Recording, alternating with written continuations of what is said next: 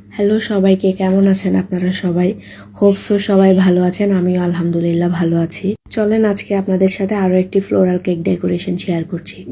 আচ্ছা, আমি ভাবতেছি কি এখন থেকে আর ফ্লোরাল কেক ছাড়া অন্য কোনো কেকের অর্ডারই নিব না, কারণ আমার কাছে কেমন জানি এই ফ্লোরাল কেকগুলো করতে একটু বেশিই ভালো লাগে। হ্যাঁ, নর্মাল কেকের তুলনায় ফ্লোরাল কেকগুলোর ডিজাইনগুলো একটু এক্স্যাক্টভাবে আনার জন্য একটু কষ্টসাধ্য, একটু কষ্ট হয় আমাদের প্রত্যেকটা বেকারেরই। তারপরও কেমন জানি আমার এই কেকগুলো একটু বেশিই ভালো লাগে, মানে ফ্লোরাল কেকের যে লুকটা ওটা অন্য কোনো কেকে আসে না। তো এই তো এখানে আমি একটি হাফ পাউন্ডের কেকের বেসকে ফিনিশিং করে নিয়েছি একটি হালকা স্কাই কালারের মাধ্যমে। এরপরে কিছু চেরি ফ্লাওয়ার করে নিচ্ছি রোজ নজলের সাহায্যেই।